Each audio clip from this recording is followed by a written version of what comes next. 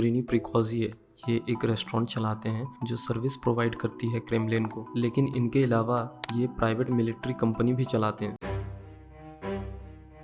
आपने Wagner group का नाम काफ़ी बार न्यूज़ में सुना होगा,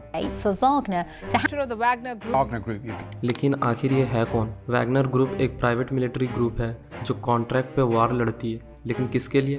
व्लादिमीर पुतिन। ये स्टोरी में पहली बार तब आए थे जब डिमित्री उटिन, जो एक्स रशियन मिलिट्री ऑफिसर है, 2014 इसमें बिजनेसमैन यूग्रेनी प्रिगोजिन के साथ मिलकर यूक्रेन में डोब्रास मिलिट्री कूप की। क्यों? क्योंकि वहाँ के लोग रशियन भाषा बोलते थे और प्रो रशियन सपोर्टर भी थे।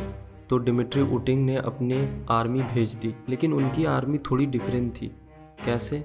ना तो उनके जैकेट में किसी कंट्री का बैज था, ना तो वो अपना फेस दिखा रहे थे, और इन लोगों का नाम दिया गया ग्रीन मैन। लेकिन रशिया में तो कोई प्राइवेट आर्मी काम नहीं करती, रशिया में तो प्राइवेट आर्मी बैन है, तो फिर ये काम कैसे करती है? प्रिगोजिन ने अपनी कंपनी को अर्जेंटीना में रजिस्टर किया है, लेकिन जब रशिया को पूछा गया इस बारे में तो उन्होंने इन सारी एलिगेशन को डिनाई करते हुए इनसे कोई भी कनेक्शन नहीं है उनका।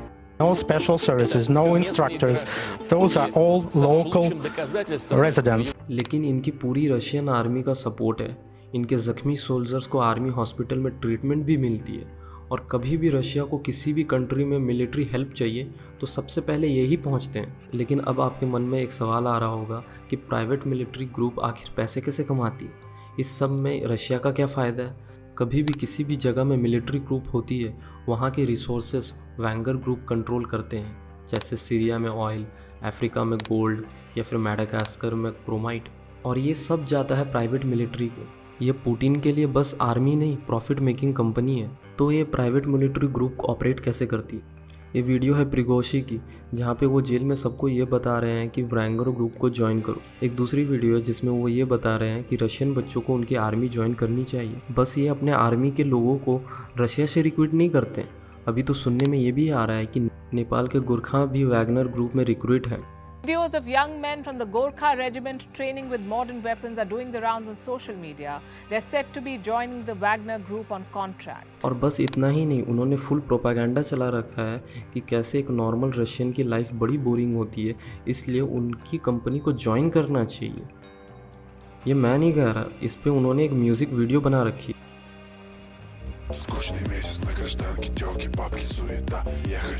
इन्हें कोई डेवलप कंट्री नहीं बुलाती है जहाँ पे ऑलरेडी सिचुएशन डिस्टेबल हो रखी है, जहाँ डिक्टेटरशिप है, वैसी कंट्री इन्हें बुलाती है।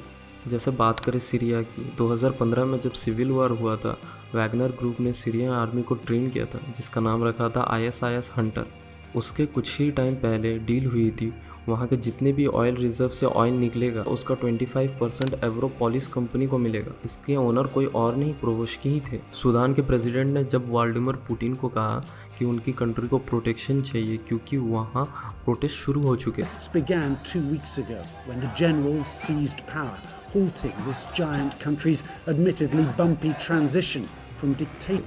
उसके तुरंत बाद वैगनर ग्रुप सीरिया छोड़ के सूडान आ गए, और इसके बदले रशिया का क्या फ़ायदा हुआ? A force more powerful than Sudan's government, controlling its gold. Sudan ने अपने सारे गोल्ड माइन के एक्सेस दे दिए। जब सेंट्रल अफ्रीका से फ्रांस के सोल्जर्स छोड़ के जा रहे थे, The last French soldiers deployed in the Central African Republic left the capital Bangui on Thursday.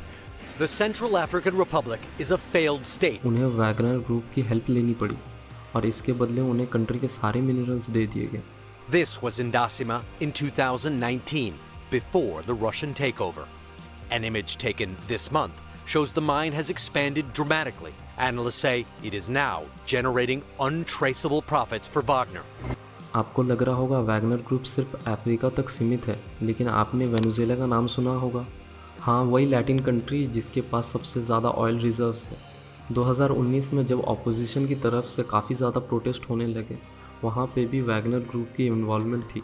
और इतना ही नहीं, इनको रशिया में हीरो की तरह ट्रीट किया जाता है, जहाँ पे इनके ऊपर UN ने human right abuse, rape, mass murder, illegal mining और कंट्री के सैंक्शंस चार्जेस होने के बावजूद भी इन्हें कितने सारे अवार्ड्स मिले जा रहे हैं।